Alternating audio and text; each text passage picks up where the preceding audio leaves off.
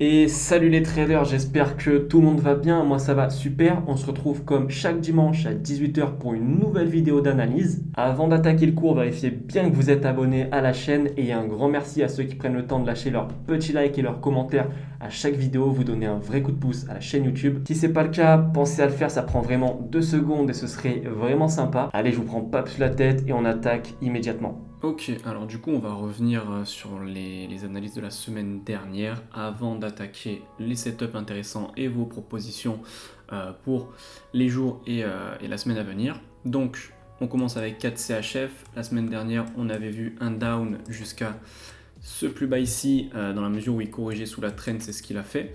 Donc j'espère que vous l'avez eu. Maintenant, restez à l'écart, ok, on vient de casser le plus bas. Je vous referai une analyse 4 CHF quand il y aura de quoi, tout simplement. Parce que là, il peut corriger, continuer à chuter, ou il peut se retourner pour casser le plus haut. Donc c'est pas forcément le plus intéressant, mais voilà, du coup le down validé. Euro GBP en cours de validation. Pour rappel, on avait vu du coup, on était à là je crois. Je vous avais dit attention à un spike vers le haut puis un retournement, c'est ce qu'on a eu, mais le down n'est toujours pas validé à 100%, il faut qu'il casse ce plus bas. Donc si vous êtes day trader ou scalper, vous pouvez tenter ce dernier petit down. Après si vous êtes dedans, tant mieux, bien joué. Mais voilà, pareil, celui-là, restez aussi à l'écart une fois ça terminé. NZD-CHF, on avait vu de la vente aussi pour ce running là, donc ce 1, 2, 3 là, hop, donc de la vente jusqu'à ce plus bas, objectif atteint également, restez à l'écart maintenant.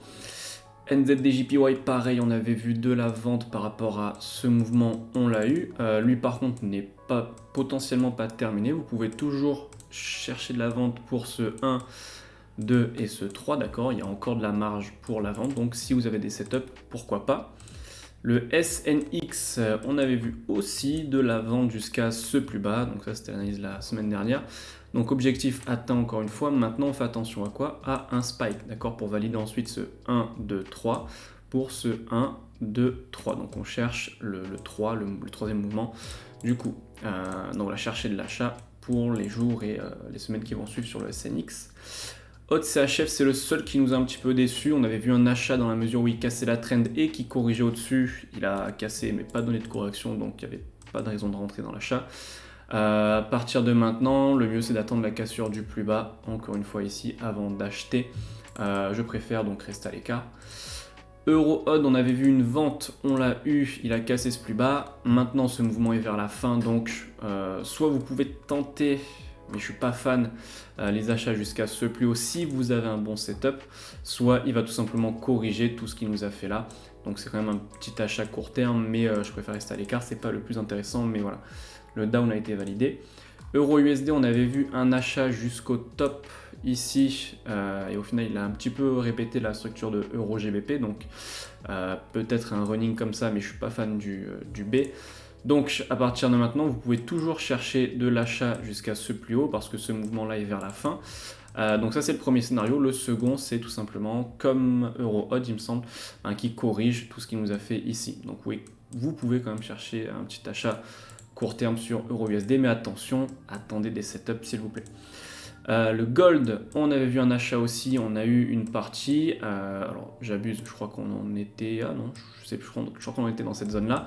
Un achat, retournement, up, rester à l'écart, la structure n'est pas totalement claire, ça aurait été mieux s'il avait cassé ce plus haut, ce qu'il n'a pas fait. Là, il y a encore une fois un petit peu trop de scénarios, donc restez à l'écart pour le moment, je vous referai une analyse quand on sera le moment le plus opportun, on va dire. Le silver, on avait vu un achat jusqu'à ce plus haut du coup, on est dedans, donc toujours le même objectif. Maintenant, attention, ce mouvement-là commence à devenir correctif. Donc c'est pas impossible qu'il nous donne encore un down avant l'achat, ok? Donc avant l'achat jusqu'à ce plus haut. Donc ne tentez pas l'achat à l'arrache, attendez vraiment un setup, donc un mouvement correctif, d'accord, qui vous annonce la direction. Sans ça, c'est compliqué, d'accord? Il peut vous donner un dernier plus bas. Donc là, si je trace la trend, surveillez-la. Si elle est cassée, correction en dessous, oubliez l'achat. L'Ethereum, on avait vu un down, donc ça c'était les deux scénarios. Le premier étant, tant qu'il ne cassait pas ce plus haut là, un down jusqu'à ce plus bas là. On est dedans, donc toujours pareil, faites attention à un down jusqu'à ce plus bas. Une fois que ce sera fait, on pourra chercher de l'achat. Mais pour l'instant, down et ensuite up. Ok. Le S&P, alors celui-ci, il me semble qu'on attendait une vente pour valider un running comme ça. Il est monté.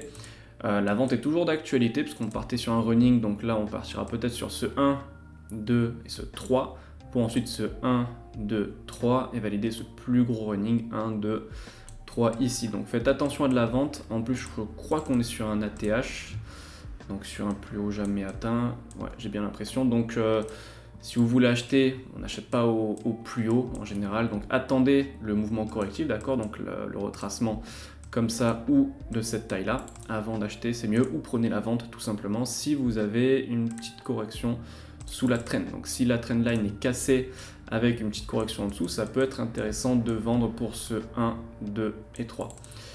Voilà, ça c'était pour le récapitulatif de la semaine dernière. Maintenant on va passer aux quelques setups intéressants. Donc HotCAD tout d'abord, potentiellement un bon achat. On vient d'avoir la trend cassée et une correction au-dessus. Donc c'est potentiellement un bon buy setup. Donc surveillez les buy setups sur HotCAD. Encore une fois les setups s'il vous plaît.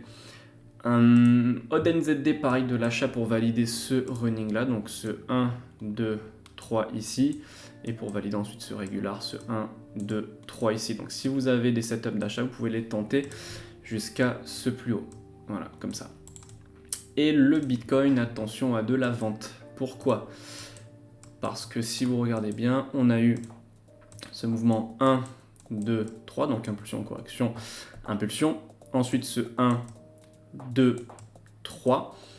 Donc maintenant on va chercher ce 1, 2, 3. Donc attention à de la vente sur le Bitcoin jusqu'à ce plus bas. Okay, une fois qu'on aura eu la cassure de ce plus bas, on pourra retenter de l'achat, mais ce sera potentiellement juste pour ce 1, 2, 3, comme ça. Ok, maintenant pour les jours à venir, attention à de la vente jusque ici sur le Bitcoin.